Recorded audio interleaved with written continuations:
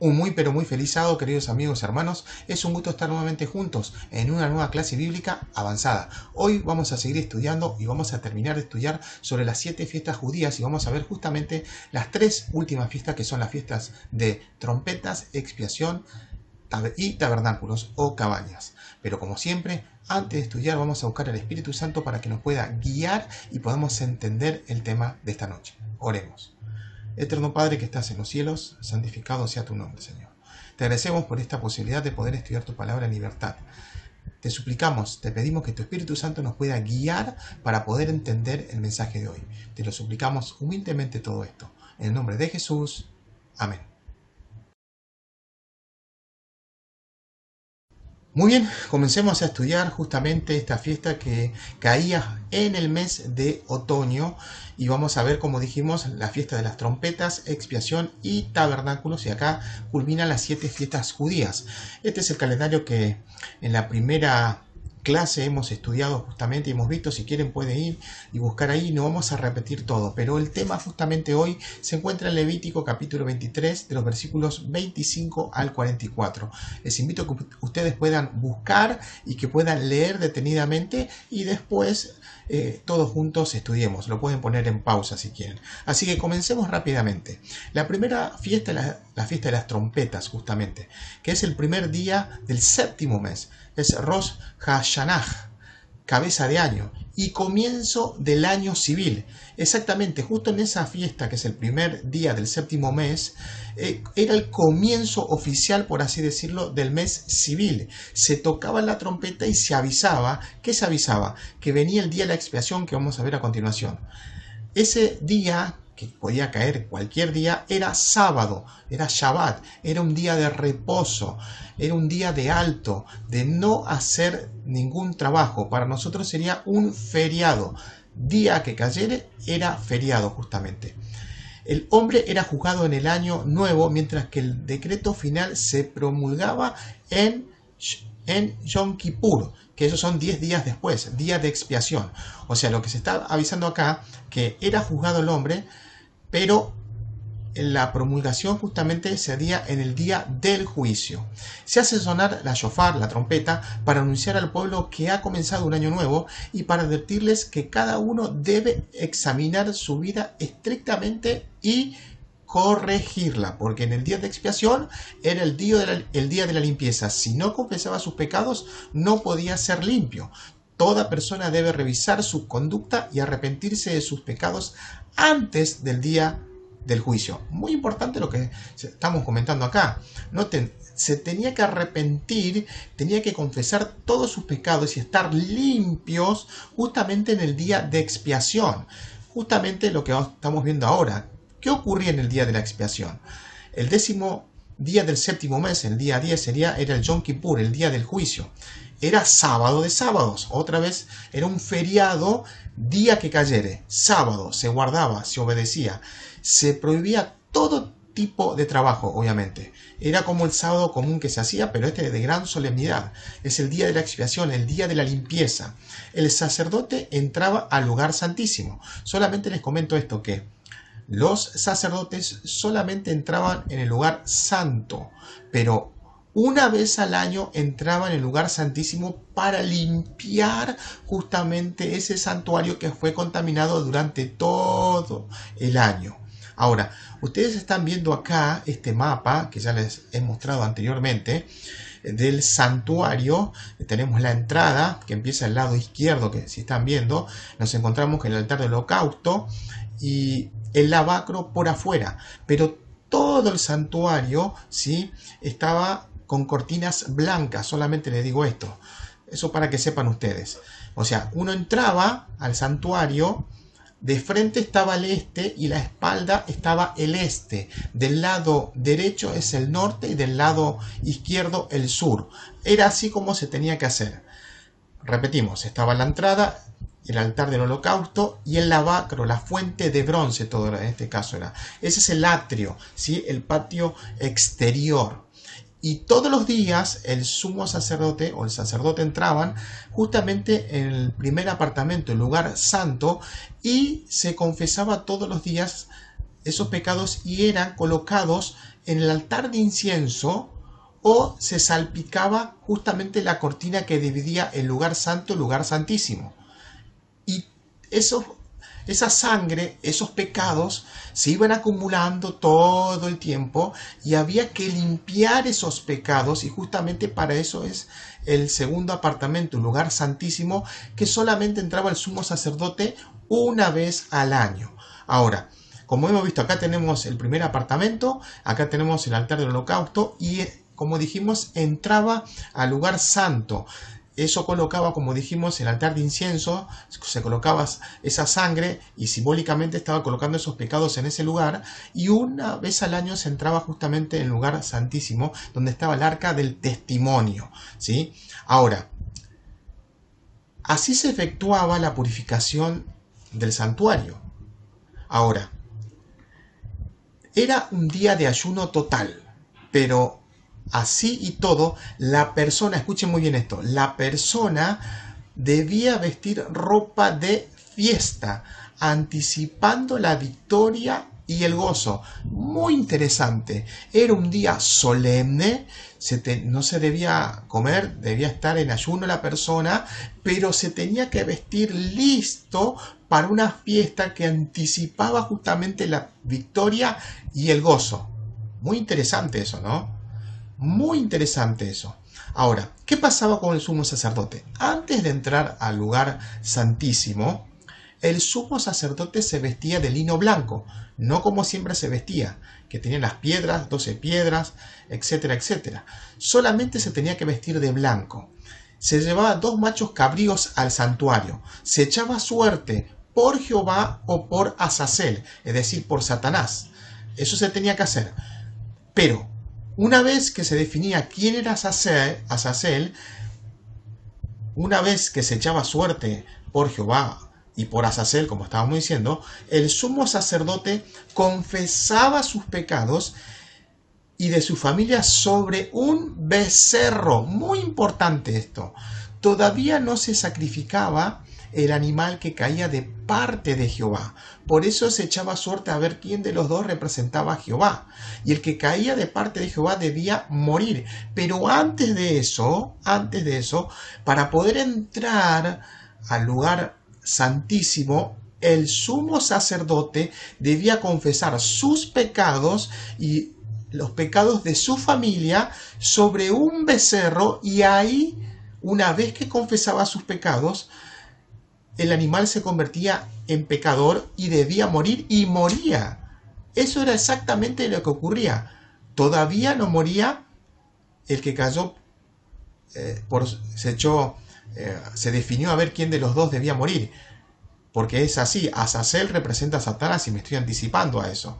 Y el que representa a Jehová, que caía la suerte en Jehová, debía morir, representa a Cristo. Ahora, una vez que confesaba sus pecados en el becerro, se lo sacrificaba, y parte de la sangre era llevada al altar, al lugar santísimo, y otra parte era agitada por un sacerdote para que no se coagulase. Se debía mover la sangre porque todavía se tenía que hacer cosas. Ahora, el sumo sacerdote ahora entraba con la sangre del becerro y con el incensario al santuario. Una vez que confesaba sus pecados, que derramaba sangre a través del becerro, el sumo sacerdote, ¿sí?, entraba con la sangre del becerro, la confesión de él, y el incensario dentro del santuario entraba. Introducía el incensario dentro del lugar santísimo y esperaba a que ese humo llenara ese lugar, porque Jehová estaba ahí, la luz de Jehová, y no podía entrar. Entonces, para asegurar su vida, se hacía eso. Esperaba que se llenara de humo y luego entraba el sumo sacerdote.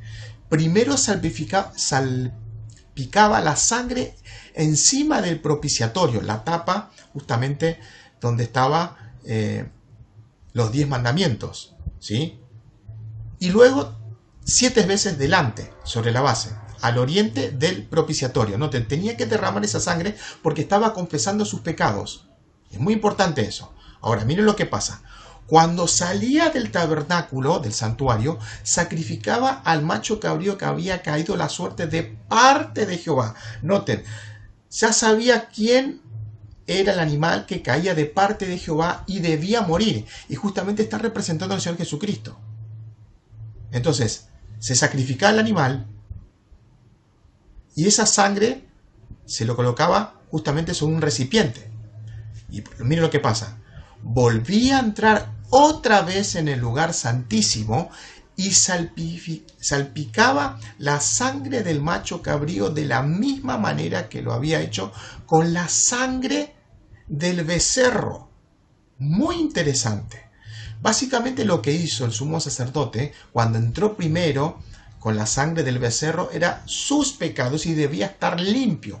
Pero una vez que salía, mataban a ese animal que caía, que en este caso es Jehová, en este caso es Jesús, que daba la vida y esa sangre no contenía pecado. Todo lo contrario, esa sangre lavaba justamente el santuario, simbólicamente hablando, obviamente. De esta manera, el sumo sacerdote borraba del santuario todas las impurezas, rebeliones y pecados de los hijos de Israel que se habían acumulado allí durante el año, durante un año entero, porque esto se repetía todos los años.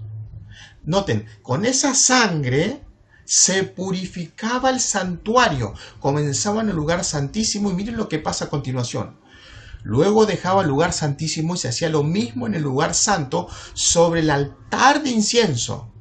Noten, sobre ese lugar se iba acumulando todos los pecados durante todo el año, pero la sangre ahora de ese animal que cayó de parte de Jehová, que es Jesús, vuelvo a repetir continuamente eso, no contamina, sino que limpia, y lo que está haciendo es limpiando el santuario, primero el lugar santísimo y luego el lugar santo sobre el altar de incienso. Miren lo que sigue pasando. Finalmente, con la sangre del becerro, que representaba el sacrificio que había hecho el sumo sacerdote, y del macho cabrío, se dirigía al altar de sacrificios y la salpicaba 7 veces también, para purificarlo y santificarlo de las impurezas de los hijos de Israel. Muy interesante lo que está pasando acá. Toda esa sangre limpiaba el santuario. Pero miren lo que pasa a continuación. Una vez terminados los sacrificios de purificación y santificación, el sumo sacerdote se dirigía a la entrada del tabernáculo para el acto final de expulsión del animal. Recuerden, se presentaban 2 machos cabríos, uno se echaba suerte a ver quién representaba a Jehová y quién es Azel. El que caía de parte de Jehová tenía que esperar que el sacerdote debía matar, y estoy repitiendo continuamente esto para que quede claro, ¿no? Repito porque a veces se nos puede olvidar.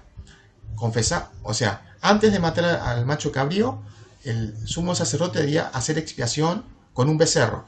Cuando salía de ahí, recién ahí se sacrificaba el animal que caía de parte de Jehová, moría el animal. Esa sangre ahora limpia el santuario. Y una vez que se limpia, todos esos pecados se colocaban en el macho cabrío Azazel. Es decir, colocaba sus 2 manos sobre la cabeza del macho cabrío Azazel y transfería toda la carga de los pecados acumulados en el santuario. Pero este acto no purificaba el santuario. Lo hacía el otro macho cabrío que murió. Porque este macho cabrío, insisto, representa a Satanás. Ahora, miren lo que pasa. Una vez hecha la transferencia de los pecados que se habían acumulado durante todo el año, ¿sí? Y que el macho cabrío de parte de Jehová murió, y ahora esos pecados son transferidos al macho cabrío Azazel, ¿sí? Miren lo que pasaba. Azazel era llevado al desierto mediante un hombre designado específicamente para ello, y era abandonado en un lugar. De esta forma se radica el pecado del santuario. Y la persona que llevaba el macho cabrío se volvía inmundo por ese día. Pero de esa forma se limpiaba todo el santuario. Era costumbre llevar el macho cabrío Azazel, ¿sí?, hasta un lugar en el desierto y dejarlo ahí. Pero miren lo que pasaba ya en el tiempo del Señor Jesucristo. En los tiempos de Cristo, por temor a que volviera ese macho cabrío, ¿sí? Que cayó todos los pecados, una persona encargada lo empujaba al abismo, lo echaba al abismo. Muy interesante. Para asegurarse que ese animal no volviera a donde estaban los hombres, la persona lo llevaba hasta el desierto, y para estar más seguros de que ese animal no iba a transferir los pecados al pueblo, esa persona que lo estaba llevando, para asegurarse, lo echaba, lo empujaba a un abismo para asegurarse que el animal no volviera más. Muy importante lo que representa esto, que lo vamos a ver más adelante. Ahora llegaba justamente la fiesta de los tabernáculos, ¿sí?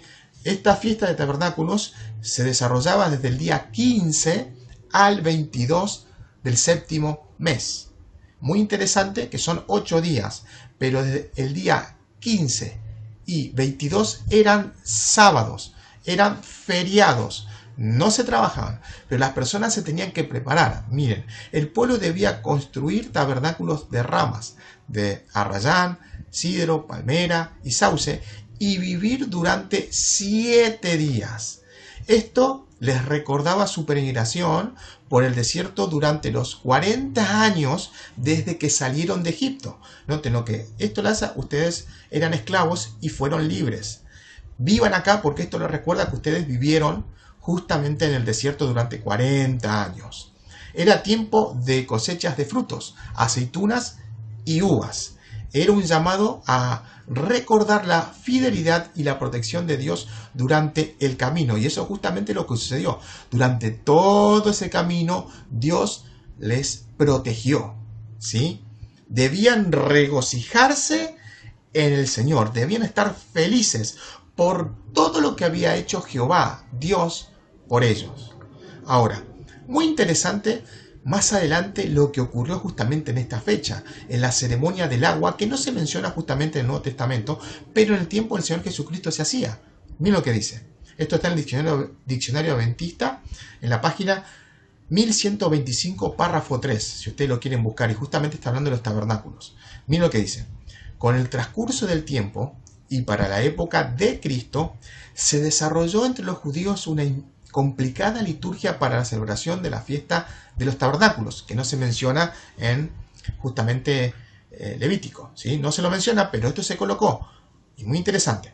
Sigue diciendo, en relación con los sacrificios diarios, un sacerdote traía al templo un jarrón lleno con el agua que surgía de la fuente de Gihón, en las laderas del valle de Cedrón, hasta la fuente del Siloé, al compás de un himno basado en las palabras de Isaías 12:3. Sacaréis con gozo las aguas de las fuentes de la salvación. Noten, estaban citando justamente Isaías esto. Mezclada con el vino, jugo de uva, que se usaba con los sacrificios, y al compás de música instrumental y al canto de los salmos, se derramaba el agua al costado del altar en un canal que la llevaba de nuevo al valle de Cedrón. Esto era una ceremonia que renovara la profecía de Ezequiel 47.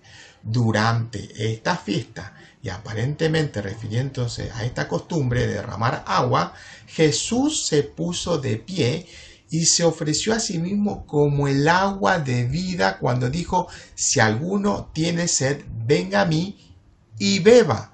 Note, se cumplió al pie de la letra. Esto que no está en el Antiguo Testamento, pero sí en el tiempo del Señor Jesucristo, y el Señor Jesucristo decía que lo que estaban haciendo se aplicaba a Él, porque Él es el agua de vida, y iba a dar su sangre justamente para rescatarnos a todos nosotros. Muy interesante lo que sigue después, la ceremonia de las luces. Sigue diciendo justamente el Diccionario Bíblico Adventista en la página 1123, sigue en el párrafo 3. Durante la noche, sobre 2 elevadas columnas erigidas en el atrio de las mujeres, se encendían grandes lámparas que proyectaban su luz sobre los atrios del patio del templo. Muy interesante que dice que se colocaban 2 columnas, ¿sí?, en el atrio de las mujeres. Muy interesante eso para que sepan ustedes. El santuario en el tiempo del Señor Jesucristo se dividía en diferentes partes. Había un lugar que no podían entrar los gentiles. Si entraban, morían. pero vio un lugar específico que podían acercarse, pero no en ese lugar. Pero dentro de ese lugar que podían entrar los judíos, se dividían que las mujeres podían entrar a ese lugar. Luego los hombres hasta cierto lugar y luego justamente en el santuario entraban los sacerdotes, solamente los sacerdotes, para que sepan. Pero en el lugar donde entraban las mujeres, en el patio, en el atrio, ¿sí? Se encendían grandes lámparas que proyectaban su luz sobre los patios, ¿sí? O atrios del templo y más allá de los muros hacia la ciudad, mientras que en las gradas del atrio un grupo de levitas entonaba salmos con acompañamiento de música instrumental. Era una fiesta, ¿sí? Los judíos que vivían en países extranjeros y que no podían ir a Jerusalén celebraban la fiesta en sus sinagogas locales. Noten, esta ceremonia de las luces lo hacía donde fuere. Qué interesante esto. Ahora, qué interesante lo que dice el deseo de toda la gente, si estoy repitiendo interesante, ¿no? Lo que dice el deseo de toda la gente está diciendo en la página 428, párrafo 1 del capítulo 51, y creo que es el primer párrafo, si no me estoy equivocando. Otra vez, pues, Jesús les habló, diciendo, yo soy la luz del mundo. El que me sigue no andará en tinieblas, mas tendrá la luz de la vida. Cuando pronunció estas palabras, Jesús estaba en el atrio del templo, especialmente relacionadas con los ejercicios de las fiestas o de la fiesta de las cabañas. Justamente ahí estaba el Señor Jesucristo. Cuando dijo, yo soy la luz del mundo, estaba en un lugar justamente con la ceremonia de las luces, y cuando dijo, yo soy el agua de la vida, justamente la ceremonia de las aguas. Qué interesante esto, ¿no? Que esto es muy interesante lo que pasó. Ahora, ¿qué representaban estas tres fiestas judías? Vamos a comenzar con la primera, la fiesta de las trompetas, y justamente las trompetas, ellos anunciaban, tocaban las trompetas para avisar que el pueblo se tenía que preparar, por eso puse preparación. ¿Y esto qué representa? Muy interesante, esto nos lleva al tiempo de Guillermo Miller, ¿sí? Que, para que sepan ustedes, por así decirlo, es el fundador de la Iglesia Adventista, aunque todavía no había surgido la Iglesia Adventista, porque tenía que pasar por esto que vamos a ver a continuación. Guillermo Miller era un granjero y de niño era un devoto cristiano. Noten, granjero, devoto cristiano. Pero en su juventud se volvió deísta. En su juventud. Llegó a ser capitán del ejército y un incidente le cambió su forma de pensar con respecto a Dios. Comenzó a estudiar la Biblia en el año 1816 con una concordancia y al cabo de 2 años llegó a la conclusión de que Cristo vendría en el año 1847. ¿Y por qué? ¿Qué pasó acá? Pueden decir esto. Yo les voy a dejar justamente en la descripción Guardianes de la Llama, que son 8 videos, pero solamente les vamos a dejar este video que explica justamente el surgimiento de la Iglesia Adventista y arranca con Guillermo Miller y contando toda la historia como fue. Así que les voy a dejar en la descripción. Por 13 años no tuvo importancia su mensaje. Durante ese tiempo se dedicó a seguir estudiando. Noten, estudiaba la Biblia, estudiaba la Biblia, estudiaba la Biblia, estudiaba la Biblia. Hasta que en agosto de 1831, un sábado de mañana, Guillermo Miller prometió a Dios que, miren lo que le prometió a Dios, si llegara una invitación para hablar públicamente en cualquier lugar, iré y les contaré lo que encuentro en la Biblia acerca de la venida del Señor. Eso fue lo que prometió a Dios. Señor, quiero predicar, guíame.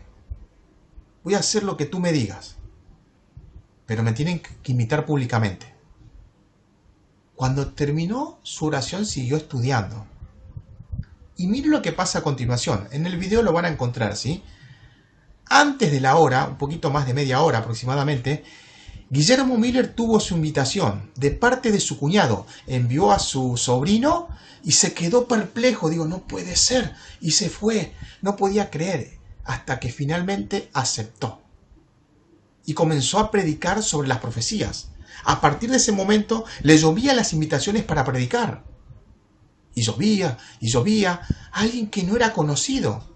En septiembre de 1833 le dan una licencia para predicar oficialmente.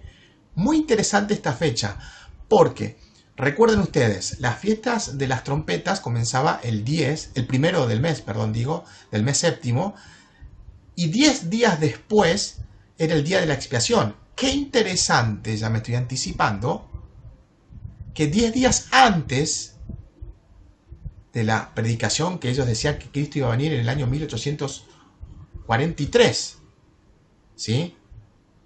Le dan la licencia, es oficial el llamado, y predica más todavía. La predicación era: Cristo viene en 1843, 1844, debemos prepararnos. Pero básicamente en 1843 al principio fue, ¿sí? Ahora, el texto central de la predicación era Daniel 8:14, hasta 2300 tardes y mañanas y luego el santuario será purificado. Hicieron los cálculos, ¿sí? Y llegaba hasta el año 1843, pero no llegó la fecha, pero cuando reajustaron se dieron cuenta que la fecha llegaba en 1844, perdón. Y uno puede decir, pero ¿por qué se equivocaron si en 1844 se volvieron a equivocar? Sí, la profecía no se cumplió al pie de la letra, porque ellos estaban diciendo que Cristo iba a venir para esa fecha. Pero vamos a ver qué se cumplió, que eso es lo importante. Ahora, volviendo al punto, la diferencia entre 1843 y 1844. Solamente les digo esto. Ellos calculaban basándose en la fecha de nacimiento, el año cero, por así decirlo, que nació Cristo.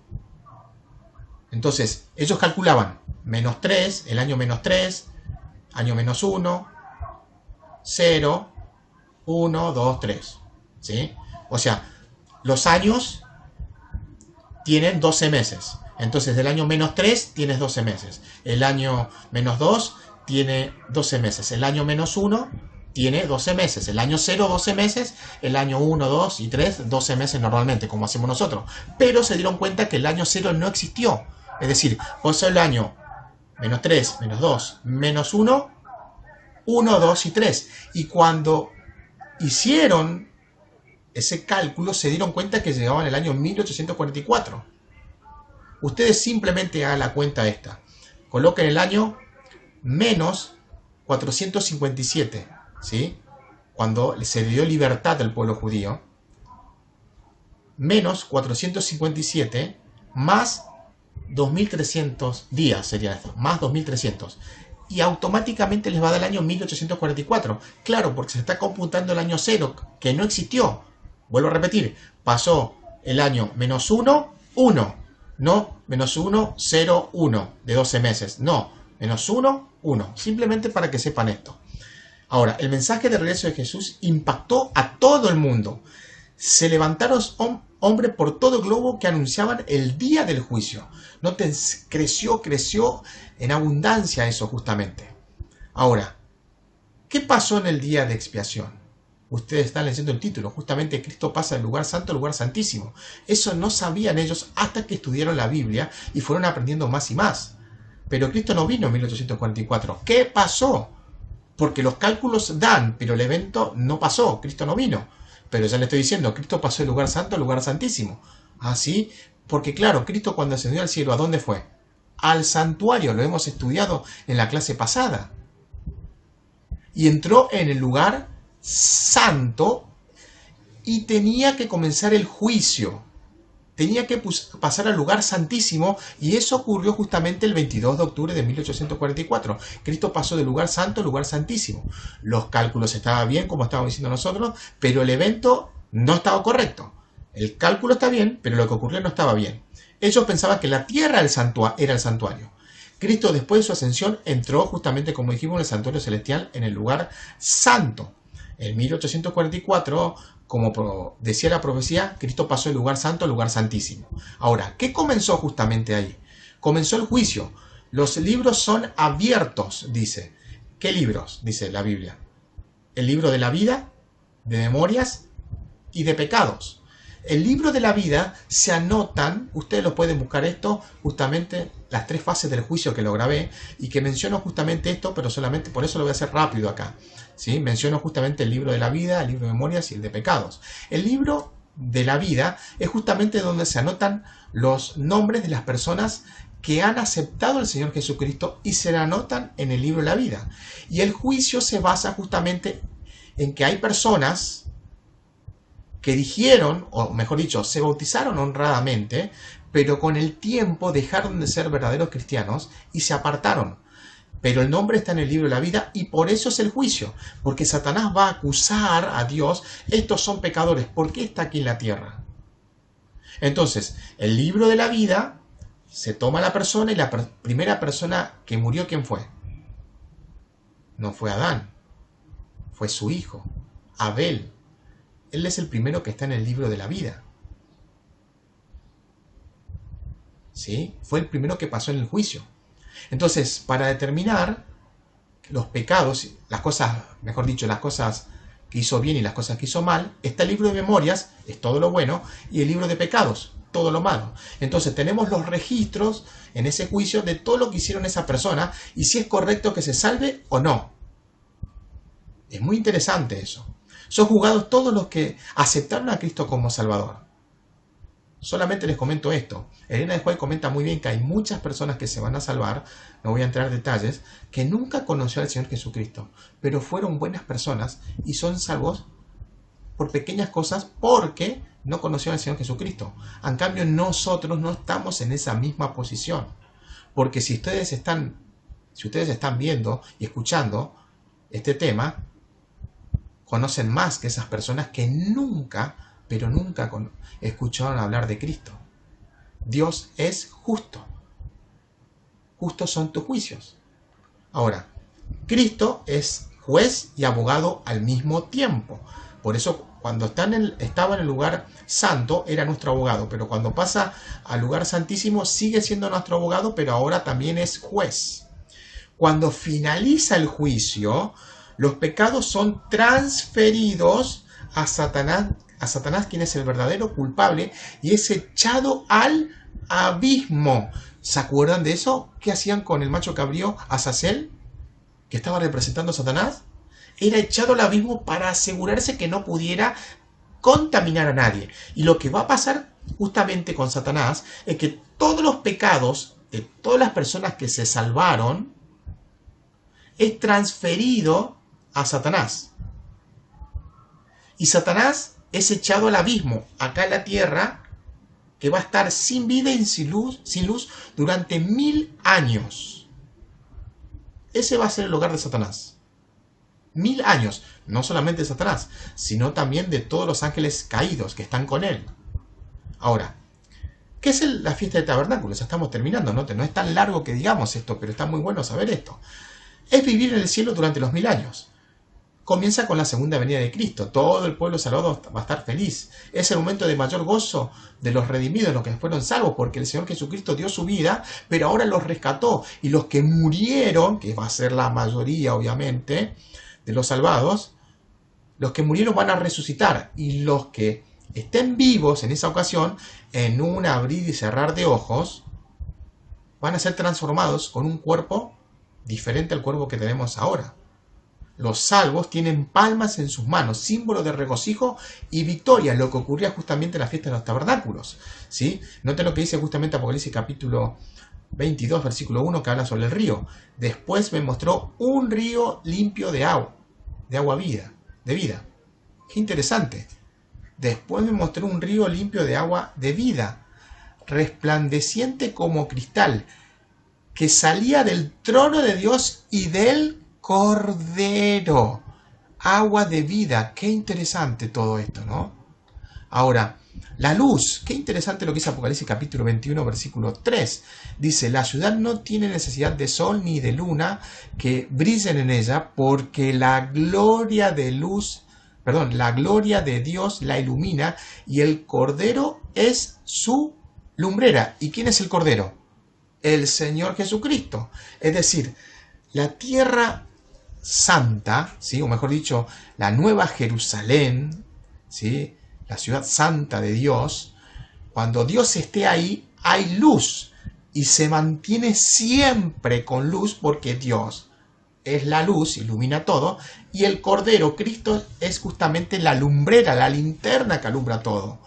En Apocalipsis 22:5 dice, no habrá allí más noche, y no tienen necesidad de luz, de lámpara, ni de luz del sol, porque Dios el Señor los iluminará, y reinarán por los siglos de los siglos. Qué interesante esto. La luz del mundo es Dios y el Cordero. El agua de vida es Dios y el Cordero, el Señor Jesucristo. Noten todo lo que simboliza eso.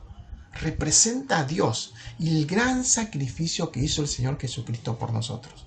Que dio todo, absolutamente todo. Sufrió torturas, fue muerto, clavado en la cruz. Piensen un segundito, ser clavado en la cruz y estar colgado y todo el peso del cuerpo soportando esa parte donde estamos clavados en la cruz. Es tortuoso eso. Y Cristo hizo eso para poder rescatarnos. Lo hizo. La pregunta que les hago, ¿cómo está la vida espiritual? Dios es el tabernáculo. Justamente en Apocalipsis 21:3 dice, y oí otra gran voz del cielo que decía, he aquí el tabernáculo de Dios con los hombres, y él morará con ellos, y ellos serán su pueblo, y Dios mismo estará con ellos como su Dios.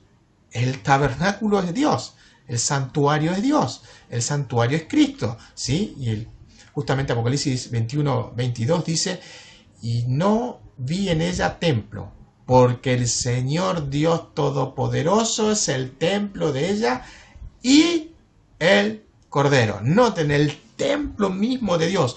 Pero ustedes pueden decir, pero ¿y eso que está ahí atrás no es el templo? Es la Santa Ciudad. El templo es Dios mismo. Lo está diciendo el versículo. ¿Se dan cuenta? La presencia de Dios ilumina todo. Entonces, no podemos vivir con Él porque somos pecadores. La única forma de vivir con Él en el cielo es arrepentirnos de nuestros pecados, confesarlos al Señor Jesucristo. Y una vez que confesamos, esos pecados son borrados. Si yo soy nuevo y no conocí a Cristo, tengo que bautizarme después de esto. Estudiar su palabra, profundizar más y luego entregar mi vida espiritual a través del bautismo. Y ahí comienza una nueva vida y a partir de ese momento es escrito el nombre de aquella persona que no era miembro. Todos los que somos miembros de iglesia están nuestros nombres ahí. Entonces, ¿cómo está mi vida espiritual? Ahora, repasemos justamente lo del santuario que hemos visto, ¿sí? Ahora, al principio hemos visto justamente el atrio, el patio exterior. Ese es el primer tema que los invito a que lo puedan ver y después obviamente seguimos con el otro. Justamente representa la Pascua, el pan sin fermentar y las primicias. La muerte de Cristo en la Pascua, pan sin fermentar que se debía comer por 7 días, ¿sí? Representa justamente la muerte de Cristo que entró en el sepulcro, ¿sí? No contenía pecado. Y las primicias justamente es la resurrección de Cristo y fue al cielo con primicias, con una multitud que fueron resucitados junto con él y se presentó delante del Señor. Estos son los primeros en resucitar, los primeros frutos que se llevaba al santuario. Eso representa. Luego venía justamente el apartamento, el lugar santo, que se entraba todos los días, y justamente esto es la fiesta de Pentecostés, que eso lo hemos estudiado, muy interesante. Es la entronización de Cristo en el santuario, justamente para comenzar la obra. Y justamente hemos estudiado que en ese momento Cristo fue ordenado como sumo sacerdote y como rey, como justamente decía la profecía. Qué interesante esto. Y por último, hemos visto justamente el segundo apartamento, el lugar santísimo, lo hemos estudiado hoy, que justamente contiene la fiesta de las trompetas, expiación y tabernáculos. Y justamente hemos visto esto, que esto se cumplió en parte, obviamente, solamente se cumplió la fiesta de las trompetas, cuando fue anunciado que Cristo iba a venir y no vino, ¿sí? Pero se equivocaron en el evento. Cristo no iba a venir por segunda vez, sino que pasó del lugar santo al lugar santísimo y comienza la expiación, ¿sí? La purificación del santuario. Y lo que queda todavía es, y que queda poco, no podemos poner fecha obviamente para esto, pero queda poco tiempo, es la fiesta de los tabernáculos, el gozo del gran sacrificio que hizo el Señor Jesucristo por todos nosotros. Ahora, acá tenemos el resumen rápido, ¿no? Las trompetas, repasamos rápidamente, se tocaban 10 días antes del día del juicio y el pueblo debía prepararse. Representa la predicación de Miller, que llevaba el día del juicio. Cristo viene pronto, decía. Pero no pasó eso, pero estaba anunciando eso. El día de la expiación, día del juicio del pecado, era erradicado del campamento justamente el pecado. Cristo pasa del lugar santo al lugar santísimo el 22 de octubre de 1844 y comienza el juicio investigador, que está en Daniel 8:14, muy conocido. Y finalmente, la última fiesta, la fiesta de los tabernáculos o cabañas, vivía en tabernáculos hechos de ramas. Recuerda los 40 años que vivió en el desierto. Tiempo de gozo y alegría. Vivir los 1000 años en el cielo representa esto, ¿sí? Tiempo de gozo y alegría. Después viene la eternidad, obviamente. Después de esto viene la eternidad. Muchos pueden decir, pero los 1000 años solamente sí, porque todavía no se terminó con Satanás. Satanás está atado por 1000 años acá. Pero todo eso representa, ¿sí?, estas fiestas, porque recuerda solamente lo que hizo Cristo por nosotros, el gran sacrificio que dio su vida por cada uno de nosotros. Que el Señor les bendiga, que podamos seguir preparándonos para el pronto regreso del Señor Jesucristo. Noten las cosas grandes que ha hecho Cristo, entregó su vida por nosotros, y todas estas fiestas representan lo que hizo Cristo Jesús, la gran obra para poder rescatar al ser humano que ha pecado. Que repasen estos temas y si no lo entendieron, vuelvan para atrás y vuelvan a repasar, y entonces esto se va aprendiendo lentamente. Pero como siempre les digo, que el Señor Jesús les bendiga y que podamos estar listos para el pronto regreso del Señor Jesucristo.